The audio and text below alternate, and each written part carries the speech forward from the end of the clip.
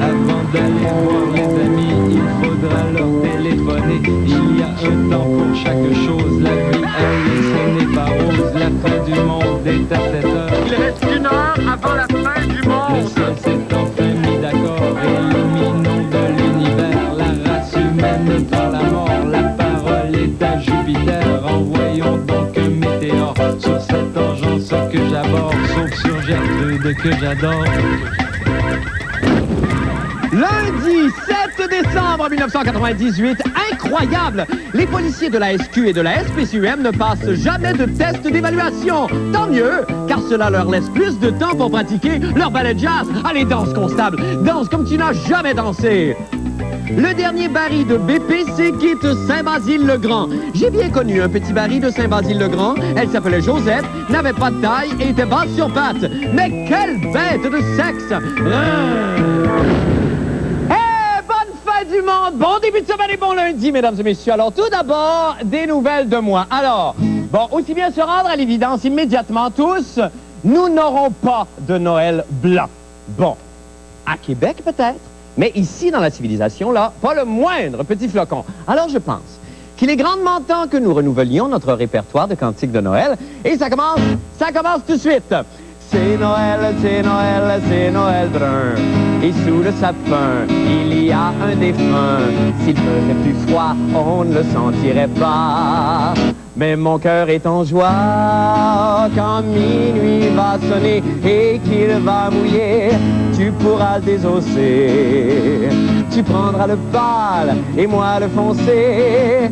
Et on laissera les abats pour m'aimer. Oh, c'est Noël, c'est Noël, c'est Noël brun. Et tout un chacun se met du parfum, car ça sent le suri et la Vierge Marie. Accouche dans un hibachi, oh, pas besoin de manteau pour aller en traîneau, en évitant les trous d'eau. Notre petit pony se fera une hernie, parce qu'on aura oublié d'enlever ses skis. Oh, c'est Noël, c'est Noël, c'est Noël brun. Il fait 31, tu payes tes patins. Tu fais des flamèches sur la paille fraîche.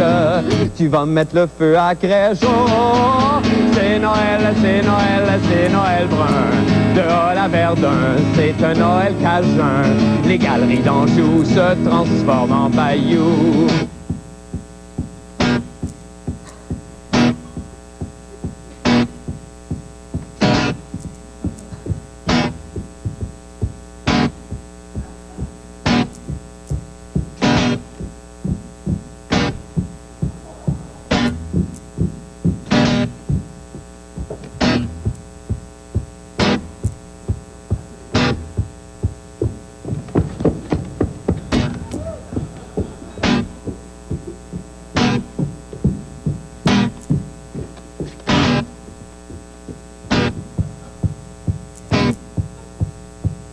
Merry Christmas to you. Tequila! Merci! Maintenant pour les nouvelles de la fin du monde. Eh bien, Caprange, les policiers de la Sûreté du Québec et de la Communauté urbaine de Montréal ne passeraient jamais de test d'évaluation. Je suis... Oh my God! Je suis estomaqué! Et là, par pudeur, je vais me voiler le bas du visage afin que vous ne voyez pas ma mâchoire en tombée de... Comment je pourrais dire ça, donc? En tombée de stupéfaction!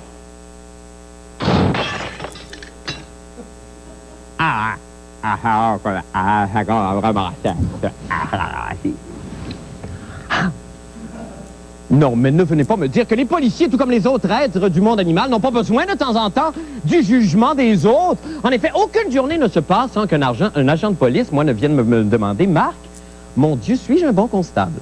Crois-tu que je sois à la hauteur de ce que la population attend de moi? Et pourquoi faut-il que Zorino s'en aille? Ben, à toutes ces questions, je réponds, policier, juge-toi toi-même! Et à cet effet, d'ailleurs, Jean-René Dufort a concocté un petit test d'auto-évaluation pour eux. On écoute ce que ça donne.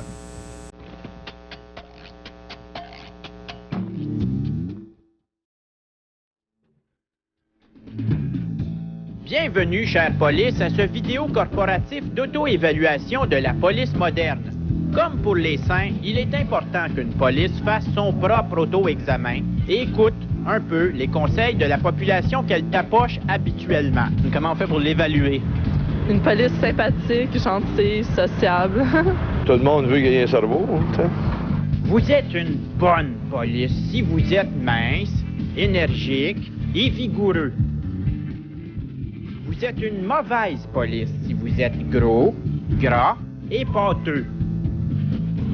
Si vous étiez patron des polices, là, vous les évaluerez comment? Médium. Espèce de façade moins loin des gens. Pour la sécurité des petits-enfants dans les rues, il est important de bien maîtriser sa Chevrolet Caprice classique de patrouille. Ceci facilitera vos interventions en milieu scolaire et vous passerez pour une bonne police.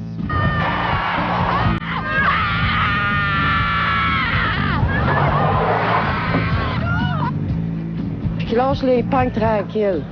Et une police qui, dans une ville comme Montréal, sait tenir compte des différences culturelles pour bien comprendre la population et les relations interpersonnelles. Une police de quartier, c'est plus qu'une police dans un quartier. Ainsi, afin de passer pour une bonne police de quartier auprès des ethnies, le comportement suivant est à proscrire.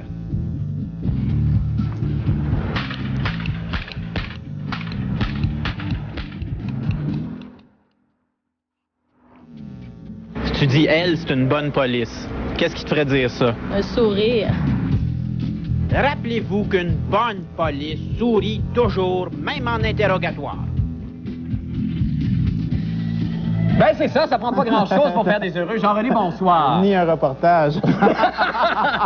Bon, Jean-René, d'abord, ce rapport-là qui a été concocté par M. Luc Hébert, qui est policier de son État, ça prend un téméraire, lui. En fait, ou c'est une commande qu'il a eue? Ben, il est en charge de faire ça toutes les...